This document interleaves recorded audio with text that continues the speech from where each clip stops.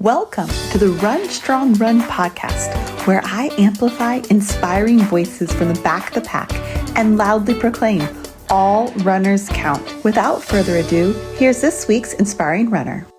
I'm so excited. I'm here today with Joseph. Also, he goes by Joey. He reached out to me on Instagram and he said, "Oh my goodness, I have been in your pace group 3 times this year." And I was like, "What? Tell me about it." His story is so inspiring, how he's gone from 1 mile to marathon in a year. And so I was like, "Joseph, I need you on the podcast. I need you to tell your story of how you have become this marathoner." So without further ado, Joseph, welcome to the podcast. Hey, thanks for having me. Go ahead and start with, tell us what made you want to run a marathon. I mean, could barely get through a mile, and next thing you know, you're finishing the California International Marathon. So what made you want to sign up for a marathon? Running, or if you check out my Instagram, you can kind of see my whole story too. But I've always had an off and on relationship with running. I was in the Army, hated it, struggled with every single run we ever had to do. My entire life, I struggled with every single run I had to do. And then I met my girlfriend, who is a marathon runner. She's ran CIM multiple times, and I've always been kind of into fitness. But since I've always had this love-hate relationship with running, I was like, you know what? It's time to break out of my comfort zone. Let's go. Let's just full on dive in. So I did a 10K with her and then decided that I hated it again. And I was miserable for a few days. Took, a couple months from the October I did the 10K, and then in January I was like, you know what? Screw it. I actually want to give this a try. And then I happened to find a half marathon in Santa Rosa that I had never heard of, but I grew up in Santa Rosa, and it happened to be on the 1-year anniversary of my dad's death. So I was like, you know what? That's my motivation. I'm going to run this for him. I'm going to go home where he raised me, and I'm going to go do this for him. His lucky number is 13. It was a half marathon. So I was like, that's just meant to be. So yeah, I went from barely being able to run a mile to getting to the point of running my first half marathon in August. And then I did Urban Cow a couple weeks later. And then, I did Run the Parkway and then CIM. Wow. Talk more about that journey of you found Santa Rosa. It was 1 year after your dad's passing. How did you find running? Did you find it to be therapeutic for helping you in this grieving process? Kind of talk about that more. Actually, yeah, because it actually really helped me a lot because it actually gave me time to focus on it. A lot of the times, when I was struggling on those early runs, running 15, 16, 17-minute miles, and to slowly working myself up, all I would think about is this is what you're doing it for. Think about why you're doing this. There's a big reason for you. And then it would just make me think of a lot of the times, me and my dad had kind of a troubled history, but we had patched things up literally 3 weeks before he died. So that whole time I was just thinking how thankful I was that I got to rekindle that relationship, and he left us on a good note. And yeah, it just gave me lots of time to think and process. And I still have a hard time with it. It's only been a year and a half since he died. Mm-hmm. But it helped. Running helped me get through that, and then thinking of that helped me get through my runs. So yeah, it just worked out all around. Absolutely. Well, I know without a doubt that he is smiling down from where he's at, and so proud of you. So thank you so much for sharing that. And then also thank you too for your service. How long were you in the Army for? Oh, just a couple of years. Just blew a bunch of stuff up out in the Mojave Desert and went to Germany and then came home. But I love this, how so you had to kind of run in the Army. You had to do some training. So that's kind of out of necessity. You ran a 10K in October, and you realized that you hated it. Mm-hmm. So I was miserable that time. Literally, after the first mile, I was like, why the hell did I do this to myself? Why did I sign up? My bar manager, she usually runs CIM. She does ultras. And then, my now fiance, that was the first time we ran together. And the whole time they just had to hear me bitch and moan. Why am I doing this? What the hell's wrong with me? I don't even like to drive 6 miles. What my brother always tells me. He's why are you doing this? And I got through it and I was miserable. It was a great feeling once I accomplished it, but I was just miserable. I hated it. I'm going to go back to lifting weights. Oh, okay. So that's kind of a good question then. So with training so again, you ran the 10K in October. You're I hate this, but January, you're okay, I'm going to give it another go. You set your sights on Santa Rosa half, which was August. So they gave you about 8 months to build up to that 13.1 miles. You then ran Run the Parkway, which is a 20 miler. the final long run before CIM in November. Mhm. But oh man, I just totally lost my train of thought. You just mentioned something. I was going to ask you a question It's about because it. I Oh, used to lift weights. yeah, Yeah. strength training. So did you, through marathon training, through the build up to 26.2 miles, were you still lifting weights during that time? Not really, no. I just like, because I hate running so much, or I hated running so much, any sort of discomfort in my legs whatsoever, I was like, I'm not going to run. I would do like occasional stuff, like some push ups or maybe like pick up something heavy and walk around just because I hate not working out. But no, like all my workout days just turn into run days or walks or bikes or something like that. But man, I stopped lifting, which is a completely different game plan this year. This year, I'm back on lifting and running because strength training is just so important for it. Like, I just think that's overlooked. Like, because you see all these dudes that are, running 2.5 to 3 hour marathons, and they're usually pretty tiny people. But it's like strength training is extremely important for this kind of stuff. Which is like Yeah. what we were talking about, Nick Bear. Like, that's a guy you never see running sub 240 marathons, and here he is. Right. Absolutely. Yeah. I myself have recently gotten back into lifting weights and strength training, and I've already seen like a huge improvement in running and like how I feel. And so I agree with you that strength training is very important, and that can sometimes be overlooked. And especially like in marathon training, you think you want to, reach a certain weekly mileage, but I tend to the long runs for me are the non-negotiables. And then besides the long runs, I usually only run like 2 other days a week. And then, Mm-hmm. but I work out about 6 days a week, which just sounds like you were doing similar things like walking or biking, running, just continuing to move and continuing to work out. So let's talk a little more about your girlfriend. So your girlfriend, well, who's now your fiance. So let's talk a little more about that too. She got you into CIM because she's run CIM before. What made you want to do CIM? And tell us about that journey with your girlfriend, now fiance. Funny you ask about her because she literally just walked in the door. Hi. I was like, try to be quiet when you walk in here. I'm going to be in the living room. But so she wanted to go check out 2022 CIM. She wasn't running it that year, and she was really excited to go. And I was like, I have not a huge interest in checking out a bunch of people exhausted finishing a crossing line, but I'll go with you to check it out and see how it goes. I ended up falling in love with it. So when I was there is when I was like, if I can get through the half marathon, I'm gonna do. Well, originally, actually, I was gonna do the relay. So I was like, if I can do a half marathon, like I'll do a half marathon with you. It's actually a funny story about that. I was gonna stop at a half marathon, and then I was listening to David Goggins while out on a run, and someone wrote him an email asking his number one training advice for running a half marathon. Excuse my language, but he said, "Don't be a bitch. Sign up for a full one. That's my advice." So I did. Okay. So at what point in your training was that you decided to sign up for the full? When did we sign up? So June. Yeah. Well, So right, yeah, because the race CIM usually sells out like within July. yeah. So I made the commitment before actually doing the half marathon. I was like, if I can do a half, I can do a full. So Yeah, I love that. So you signed up for the full marathon in June, and then that was 2 months before you ran Santa Rosa half marathon in August. mhm. Yeah, That's I'm great. kind of impulsive. Hey, you know what? I actually ran a full marathon ever before I ran a half marathon. I mean, of course, I ran half marathon in training, but my Yeah. first, big race was a full marathon. So I totally support those impulsive, sporadic decisions. Yeah, for sure.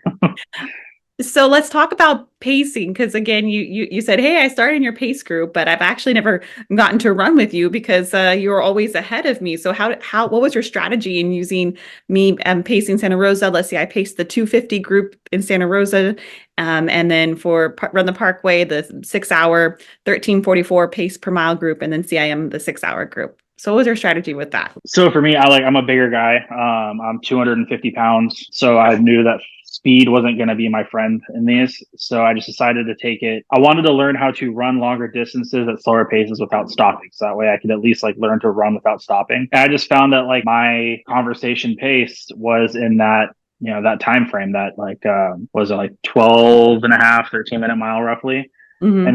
that was my conversation pace. So I was like, I'm just going to stick with this. Like, there's no need to improve my speed at this. I'm just trying to build distance, not speed. Mm. And so my whole thing about racing is, well, it's not an actual race. I'm just racing myself and all these things. For me, it's not an actual race. My goal is to finish the races before the cutoff time. And so if I look at I'd always look at the last pacer, and like that, in my eyes, that's the cutoff time. So that's what I'm using as my back wall. So if my goal is to finish this before the cutoff time, you are not allowed to pass. So that's the way I came up with it. And you successfully have done that 3 times with me as that cutoff pacer. I'm pretty surprised. I was very surprised at Santa Rosa. Santa Rosa, my goal was to just finish in under 3 hours. I ended up doing like 2 hours, 32 minutes, I think. And it's like, considering that was my first time, like I was shocked. That's awesome. That's so amazing. I love that. What for CIM? Talk about during the marathon, the 26.2 miles, which part of that day was the hardest for you? Miles, I think it was like mile 15 or mile 17. I hit that wall. So I started the race off hot. Like I thought I was feeling good. I didn't start off overly fast, but I was feeling really, really, really good. Started to feel a little bit less good at the halfway point, but then like mile 15 and just something hit me. I was like, I don't want to keep running at all. Luckily, a friend of mine who's run CIM a few times, she came out to cheer me on. And so she's happened to meet me at that mile 15. And that got me going through. And then I had a friend who lives in Carmichael, and he came out and cheered me on it like right around that same time. And that pushed me to get past that. But that point was like, I don't know if I want to keep doing this. Everyone always told me about that 20-mile wall. So that's what I was so much focused on. And I just didn't think I would hit that before 20 miles, but I did. Mm-hmm. But then I got lucky because I think at mile 19, there was a bunch of dudes out there handing out Modelo's. And so I was like, I'm going to stop and have a beer. So I stopped and had a beer with a guy, and then that actually really helped me get through the rest of the race. You know what, Joseph, you are my kind of guy, because I saw those people. I'm not sure if it was the same, so I saw several different groups, but there was a group that I saw at mile 19, and they were actually passing out Land Shark IPAs. And ice cold, I grabbed one. Yes, as a pacer, I grabbed one. I couldn't drink the whole one. It was a bigger can. But oh man, that hit the spot, and that was so good. So I am totally with you. That's what's so fun about the back of the pack, is that we get to do fun things like that. Drink a beer at mile 19 of a marathon, and that gets us to the finish line. Yeah, I mean, there were people handing out bacon. That was pretty cool. I ate a lot of meat, so that helped me. But yeah, that beer at mile 19, they were like standing in the center divide. Like they just came out to the center divide and they lined up a bunch of beers. They just started yelling at me, and one other guy stopped, and he was like, how many times have you guys done this? And it was both of our first marathon, and we were miserable at that point. But yeah, I drank about half of it and I put it down. I was like, all right, man, I gotta keep going, otherwise I'm just not going to keep going. And so yeah, it was pretty fun. I love that. So what was your go-to fuel? What did you pack some fuel with you for race day? Yeah, so so I got the hydration pack, and in that I mixed in the GM1 or G1M Sport from BPN, and then I use those little Go packs that Nick Barra does too. The Apple ones. Yeah, those were solid for me the whole time. And then I also ate at pretty much every single aid station, because like I said, 250 pounds running a marathon is not easy. No. And so I felt like I needed a lot of fuel. Yeah, absolutely. And then of course, one of my favorite things after a long run or a marathon is what you eat or drink post marathon. So what was your go-to post drink or beverage or drink or food? So we definitely had the burrito and the beer right then and there. Well, as soon as we finished. I honestly think we just wanted to get back to Lodi, so we just came back here. And I don't really like to eat right after these longer runs. Like for some, like I have to wait for my stomach to settle and then I can eat again. So I think we came back down here and just got a bunch of Taco Bell. Said screw it, like we just ran 26 miles. We're gonna eat whatever we want. I think we ended up getting like $40 worth of Taco Bell between the two of us, and went to the bar I work at and had some Taco Bell and had a beer. Nice. Yeah. And I'm with you. I too, it's really hard for me to eat like right after a long run or right after a marathon. It takes my body a couple hours, even though I know the importance of putting something in it. That's why I like chocolate milk or something that I can drink. Yeah, I'm with you there. And so did your girlfriend or now fiance and you run the whole race together, CIM? Oh no, she's way faster than me. Yeah, she was way ahead of me. Like we said our goodbyes at the start line and then said hello again when I finished. And how about training? Like training runs, did you guys run together for training? Nope. You just kind of not at all. You were just marathon training together and ran the race together, but not together at separate. Yeah, pace. We always start at the same time. She usually finishes a good 30 minutes to an hour before me. And so she's usually waiting at home. Well, she'll take her shower and then waiting at home with some cold water for me when I get in. Well, I love that you two are marathoners together, runners together.